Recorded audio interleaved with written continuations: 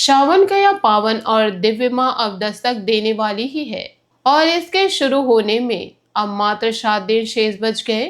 आने वाले यह 7 दिन और श्रावण की शुरुआत का यह समय इतना गहरा और इतना निर्णायक है कि यदि आपने इस दौरान वह एक चीज किसी के हाथ में थमा दी तो आपके जीवन से बड़ी खुशखबरी हमेशा के लिए दूर चली जाएगी।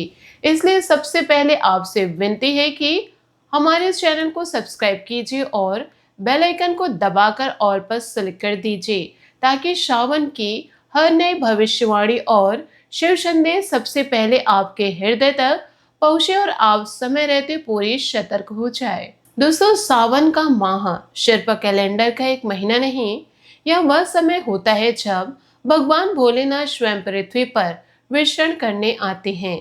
जब हर मंदिर की घंटियां सामान्य स्वर से ऊपर उठकर विशेष और गहन तरंगे छोड़ती हैं, जब आकाश से शिव की कृपा बूंद बूंद करके उतरती है और धरती की मिट्टी उस पर दिव्य ऊर्जा से सराबोर हो जाती।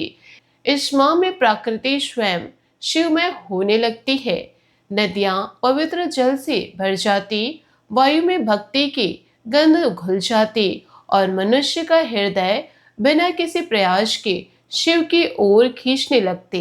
इस बार श्रावण शुरू होने से पहले के यह 7 दिन बेहद खास है क्योंकि आपकी राशि पर ऐसे दुर्लभ योग सक्रिय होने वाले हैं जो या तो आपके जीवन को सोने जैसा चमकदार और स्थिर बना देंगे या फिर आपको ऐसा गहरा सबक सिखाएंगे कि आप जीवन भर उस घटना को याद करेंगे और हर बार सोचेंगे कि काश उस समय मैं थोड़ा और सतर्क रहता। जी हाँ दोस्तों, कोई चाहे कितनी भी मिठास भरी बातें सुनाए, कोई चाहे कितने भी जिद करे, कोई चाहे कितने भी आपको भावुक बनाने की कोशिश करे, परंतु आपको भूलकर भी वह एक चीज किसी को नहीं देनी है, वरना श्रावण की इस पवित्र अवधि में जो अमृत बरसने वाला है वह जहर बनकर आपके जीवन में उतर जाएगा। वह अमृत जो आपके कर्मों को शुद्ध करने, आपके भविष्य को उज्जवल बनाने और आपके जीवन में शांति स्थापित करने आ रहे। वही अमृत आपके असंयम के कारण विष में परिवर्तन हो जाएगा और धीरे धीरे आपके हर सुख को खा जाएगा। हम जानते हैं कि आपके मन में अभी भी बहुत सारे सवाल घूम रहे कि आखिर वह कौन सी चीज है जिसे देने में खुशखबरी छिन जाएगी, परंतु उसके पहले आपको यह समझना होगा कि सावन माह में कर्मों का तराजू पूरी तरह से अलग ढंग से काम करता है। सामान्य दिनों में किए गए कर्मों का फल समय लेकर आता है, परंतु श्रावण में हर कर्म तुरंत और कई गुना तीव्रता के साथ फल देता है। इस माह में किया गया एक छोटा सा अशुभ कार्य पूरे साल के पुण्य को खा जाता है और किया गया हर एक छोटा सा सतर्कता भरा काम पूरे जन्म के कष्ट को मिटा देता है। इसलिए इन 7 दिनों में आपकी हर सांस, हर विचार, हर निर्णय और हर प्रतिक्रिया का वजन कई गुना बढ़ गया। यह सामान्य गुस्से का शब्द भी शिव के सामने अग्नि की तरह जलने लगता और एक शांत मौन भी तपस्या का रूप ले लेता है।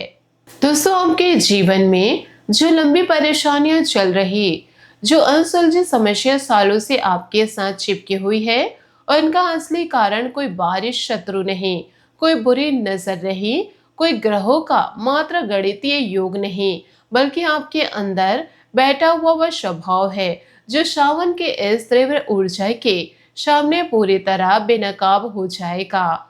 जब शिव की कृपा सक्रिय होती है तब मनुष्य के अंदर छुपे हुए 3 कमजोर दरवाजे खुल जाते हैं और इन्हीं दरवाजों से सारी परेशानियां अंदर घुसती है। पहला दरवाजा है अधूरी भक्ति का।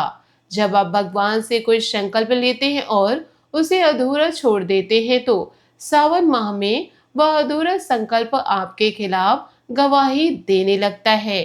जैसे कोई व्यक्ति सावन में कहता है कि मैं पूरे माह जल चढ़ाऊंगा, फिर तीसरे दिन से आना बंद कर देता है तो भोलेनाथ की नजर में वह व्यक्ति झूठा साबित हो जाता है और झूठे व्यक्ति पर सावन की कृपा नहीं उतरती, बल्कि उस अधूरे संकल्प की ऊर्जा वापस लौटकर व्यक्ति के जीवन में बाधाओं के रूप में प्रकट होती है। दूसरा दरवाजा भावनाओं का अतिरेक है। जब आप हर बात पर भावुक हो जाते हैं, हर किसी की मीठी बातों में आ जाते हैं, हर संकट में बिना सोचे समझे प्रतिक्रिया देते हैं, तो श्रावण की ऊर्जा आपको कमजोर बना देती है। क्योंकि इस समय शक्तिशाली लोग कमजोर लोगों का आसानी से उपयोग करते हैं। भावनाओं का अतिरेक मनुष्य को उसके विवेक से दूर कर देता है और वह ऐसे निर्णय लेने लगता है जो बाद में पछतावे का कारण बनते हैं। तीसरा दरवाजा है धन के प्रति लापरवाही।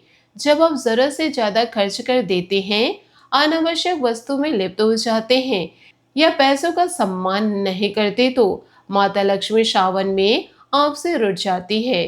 क्योंकि श्रावण माह में लक्ष्मी और शिव दोनों एक साथ सक्रिय रहते हैं। शिव की कृपा तभी पूरी होती है जब लक्ष्मी जी प्रसन्न हो। इन तीन दरवाजे को बंद किए बिना आप श्रावण की खुशखबरी प्राप्त नहीं कर सकते। और यही कारण है कि अगले 24 से 48 घंटों में आपकी कुंडली में ऐसे योग बनने वाले हैं जो आपको जानबूझकर इन तीन कमजोरियों की तरफ धकेलेंगे ताकि आपकी परीक्षा ली जा सके। यदि आप परीक्षा में फेल हुए तो खुशखबरी आपके हाथ से निकल जाएगी, और यदि आप सतर्क रहेंगे तो श्रावण शुरू होने के इन 7 दिनों के बाद आपके जीवन में ऐसा मोड़ आएगा कि आप खुद को पहचान नहीं पाएंगे। आपके पुराने दुखों का बोझ हल्का होगा, आपके रिश्तों में नई मिठास आएगी और आपके कर्मों का फल इतनी तेजी से बदलेगा कि आसपास के लोग भी आश्चर्य रहेंगे। दोस्तों, अब सुनिए सावधानी से, इन दिनों में आपको किन 5 बातों से अपने आप को पूरी तरह अलग रखना है। पहली बात, क्रोध की आग से दूर रहना। श्रावण के समय में क्रोध करना सीधे शिव के सामने आग जलाने के बराबर है। जब आप गुस्सा करते हैं तो आपका पुण्य धुआं बनकर उड़ जाता है और श्रावण के तीव्र ऊर्जा उस धुएं को और तेज कर देती है। चाहे कोई आपको कितना भी उकसाए, चाहे घर में कितने भी विवाद हो जाए, चाहे बाहर की दुनिया कितने भी अशांत लगे, आप चुप रहकर अपनी जिद पर काबू रखिए। क्योंकि जिद पर काबू रखना ही सच्चा तप है। क्रोध न केवल आपके पुण्य को नष्ट करता है बल्कि आपके शरीर में भी विष उत्पन्न करता है जो बाद में रोगों के रूप में प्रकट होता है। दूसरी बात, अपने इष्ट के दर्शन को किसी भी कीमत पर टालना नहीं। श्रावण के दिनों में मंदिर जाना सिर्फ एक धार्मिक कार्य नहीं है, यह आपकी रक्षा का कवच है। इन 7 दिनों में कोई ना कोई बाधा जरूर आएगी जो आपको मंदिर जाने से रोकेगी। कोई काम आ जाएगा, कोई थकान हो जाएगी, कोई बहाना मन में उठेगा, परंतु आपको उस बाधा को तोड़कर निकलना है। क्योंकि जो भक्त इन दिनों में शिव के सामने सिर झुकाएगा, उसी पर कृपा बरसेगी। मंदिर जाना केवल शारीरिक उपस्थिति नहीं है, यह हृदय के समर्पण की घोषणा है। तीसरी बात, किसी भी स्त्री या कमजोर व्यक्ति का अपमान करना पूरी तरह वर्जित है। शनिदेव इस समय विशेष रूप से सक्रिय रहते हैं और स्त्री का अपमान शनि को सबसे ज्यादा क्रोध दिलाता है। स्त्री चाहे आपकी पत्नी हो, माता हो, बहन हो या कोई अन्य, उसकी भावनाओं का सम्मान करना शिव की कृपा का द्वार खोलता है। कमजोर व्यक्ति का अपमान भी उसी श्रेणी में आता है क्योंकि शिव स्वयं भोले हैं और कमजोरों के रक्षक हैं। इसलिए इन दिनों में अपनी वाणी को पूरी तरह नियंत्रण रखना है।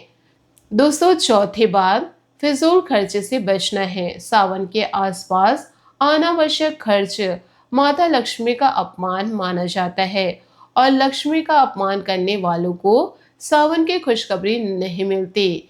पैसा सिर्फ लेन देन का माध्यम नहीं है, यह ऊर्जा है। जब आप उसे अनावश्यक रूप से बिखेरते हैं तो आप अपनी ऊर्जा को भी बिखेर देते हैं। दोस्तों, 5वीं बात, वाहन या किसी भी बाहरी मशीनरी के साथ लापरवाही बरतना नहीं है।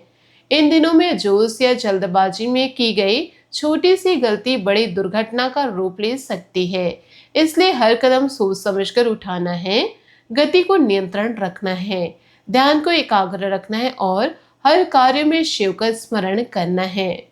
दोस्तों, ये 5 बातें अलग अलग नहीं, ये सब उसी एक चीज की विभिन्न शाखाएं हैं जिसे आपको किसी को नहीं देना है। वह एक चीज है आपका संयम, आपका विवेक और आपका शिव के प्रति पूर्ण समर्पण। यदि आपने इन 7 दिनों में अपना स्वयं किसी के हाथ में दे दिया तो खुशखबरी आपके पास नहीं आएगी। संयम की वह शक्ति जो आपको क्रोध से बचाती है, भावनाओं के अतिरेक से बचाती है, धन की लापरवाही से बचाती है और अधूरे भक्ति से बचाती है। स्वयं ही वह दीवार है जो तीनों कमजोर दरवाजे को बंद रखती है। और यदि आपने संयम को अपने पास मजबूती से पकड़ रखा है तो श्रावण शुरू होते ही आपके जीवन में ऐसी घटना घटित होगी जो आपको चौंका देगी। कोई पुराना झगड़ा सुलझ जाएगा, कोई लंबी बीमारी का बोझ हल्का हो जाएगा, कोई आर्थिक रुकावट दूर होगी या किसी रिश्ते में नई मिठास आ जाएगी। यह घटना इतनी स्वाभाविक लगेगी कि आप सोचेंगे कि यह तो सामान्य बात है, परंतु वास्तव में यह शिव कृपा का प्रत्यक्ष फल होगा।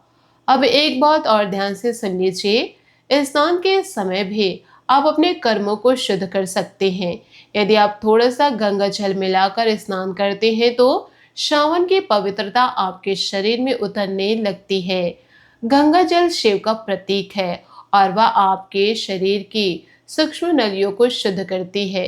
यदि नकारात्मकता महसूस हो तो नमक मिलाकर स्नान करें। नमक नकारात्मक ऊर्जा को खींच लेता है और आपको हल्का बना देता है। और यदि धन की कमी महसूस हो तो शुक्रवार को फिटकरी मिलाकर स्नान करें। फिटकरी लक्ष्मी की ऊर्जा को आकर्षित करती है और आपके घर में स्थिरता लाती है। ये छोटे छोटे उपाय सावन के तीव्र ऊर्जा के साथ मिलकर चमत्कार पैदा करते हैं, परंतु इन उपायों का फल तभी मिलेगा जब आप बताई गई 5 बातों का पूरी ईमानदारी से पालन करेंगे। उपाय बाहरी है और स्वयं आंतरिक है। दोनों के मिलने से ही शिव की कृपा पूर्ण होती है। दोस्तों, सावन से पहले यह 7 दिन आपके जीवन की परीक्षा की घड़ी है।